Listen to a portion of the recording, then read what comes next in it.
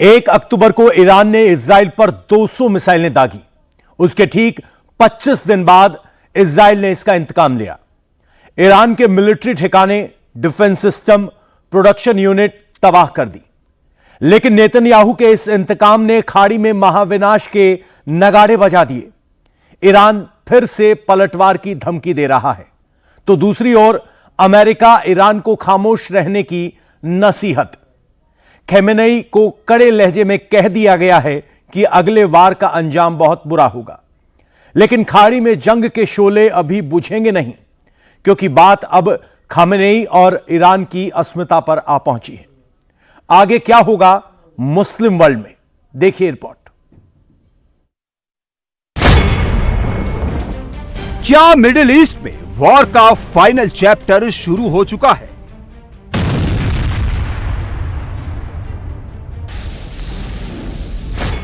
क्या middle east में वाकई पछतावे का दिन नजदीक आ चुका है?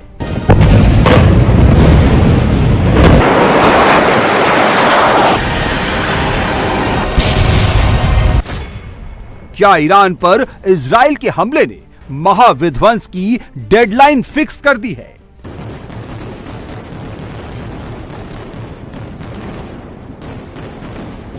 क्या मिडिल ईस्ट में नए वॉर फ्रंट ओपन होने जा रहे हैं?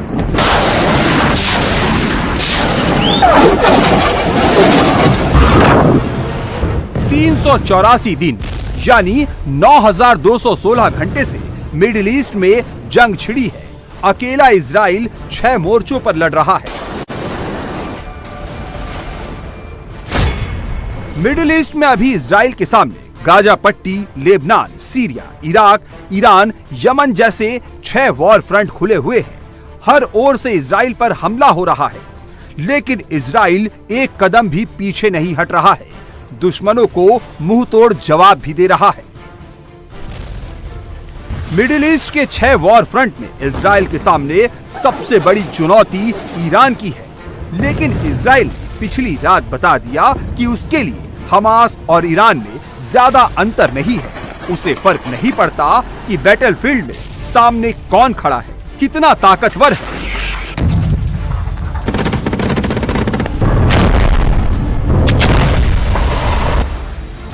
इजराइल डिफेंस फोर्स ने 100 फाइटर जेट्स के जरिए ईरान के 20 ठिकानों को एक साथ निशाना बनाया। इजराइल का ईरान पर यह अटैक पूरे मिडिल ईस्ट के लिए बड़ा मैसेज है।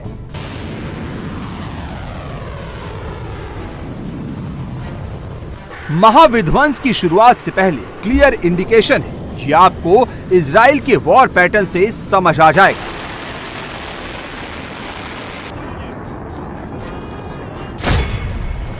इजराइल के 100 फाइटर जेट्स जॉर्डन, सीरिया और ईरान के एयर स्पेस में रहे, लेकिन कोई भी रडार इन्हें ट्रैक नहीं कर सका।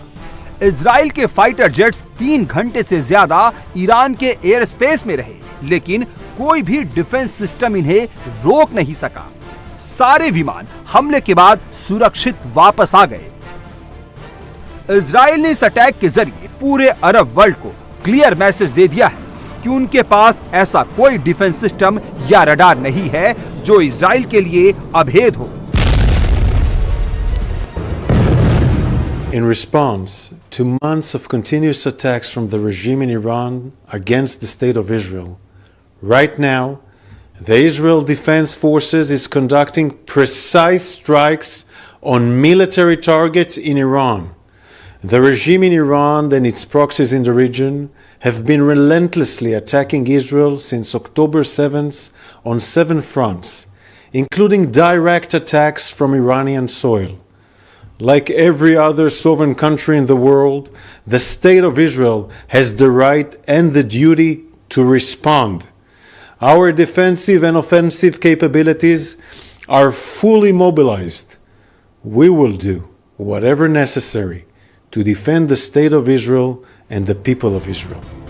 इजराइल के अटैकिंग पैटर्न में दुश्मनों के लिए एक नहीं कई मैसेज छिपे हुए हैं।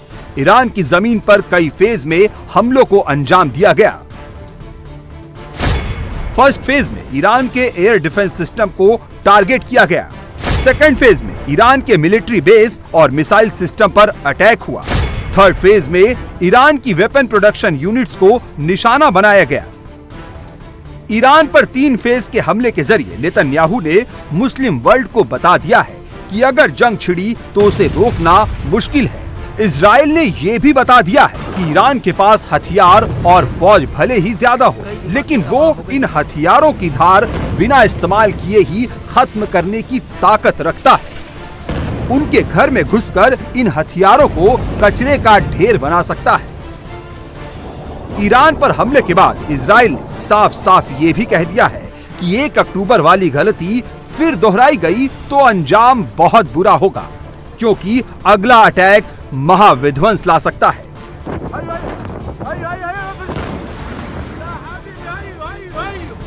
Conducted targeted and precise strikes on military targets in Iran, thwarting immediate threats to the state of Israel.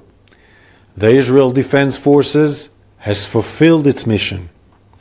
If the regime in Iran were to make the mistake of beginning a new round of escalation, we will be obligated to respond. Our message is clear. All those who threaten the state of Israel and seek to drag the region into wider escalation will pay a heavy price. We demonstrated today that we have both the capability and the resolve to act decisively, and we are prepared on offense and defense to defend the state of Israel and the people of Israel. जो बात Israel ने कही है वही बात America ने भी दोहरा दी है। खामनेई को खुले शब्दों में अमेरिका ने समझा दिया है। अमेरिका ने कहा है कि ईरान अब इजराइल पर हमले की गलती ना करे, वरना इसके परिणाम बहुत और गंभीर हो सकते हैं। आईडीएफ के हमले के बाद ईरान के लिए करो या मरो वाली स्थिति पैदा हो गई है। खामनेई की सेना पलटवार की धमकी दे रही है, लेकिन ये इतना आसान नहीं रहने वाला है। क्यों, समझ लीजिए। हसन नसरल्लाह की मौत के बाद ईरान ने 1 अक्टूबर को इजराइल पर हमला किया था। एक साथ 200 मिसाइल दागी थी, लेकिन इजराइल की धरती पर उसका असर न के बराबर हुआ। इजराइल ने 25 दिन बाद इस हमले का इंतकाम लिया। 3 घंटे में ही ईरान समेत पूरे मुस्लिम वर्ल्ड को बता दिया कि छोटे छोटे से हमले का वो जवाब किस लेवल पर जाके देने की ठान चुका है। इजराइल ने केवल ईरान को ही निशाना नहीं बनाया, एक साथ कई जगह पर सक्सेसफुल अटैक कर बता दिया है कि कितने भी फ्रंट खुल जाए, आईडीएफ का ना इरादा बदलेगा, ना ही अटैक का पैटर्न। इजराइल ने ईरान के साथ सीरिया, लेबनान में भी अटैक किए हैं। लेबनान में तो पिछले 24 घंटे में हिजबुल्लाह की 70 से ज्यादा साइट्स को निशाना बनाया गया है। मिडिल ईस्ट में जंग को 384 दिन हो चुके हैं, लेकिन 7 अक्टूबर का दिन छोड़ दे तो किसी भी दिन इजराइल बैकफुट पर नहीं दिखा है। मुस्लिम वर्ल्ड की धमकियों के बावजूद उसने घर में घुसकर अपने दुश्मनों को निपटा दिया है। याहिया सिनवार, मोहम्मद दाइफ, इस्माइल हानिये, मारवान इस्सा को मारकर हमास की टॉप लीडरशिप की तस्वीर का फ्रेम इजराइल खाली कर चुका है। हसन नसरुल्लाह, नबील काउद, इब्राहिम अकील, अली कराकी, इब्राहिम कोबोसी जैसे हिजबुल्लाह के लीडर्स को भी न्यूट्रलाइज किया जा चुका है।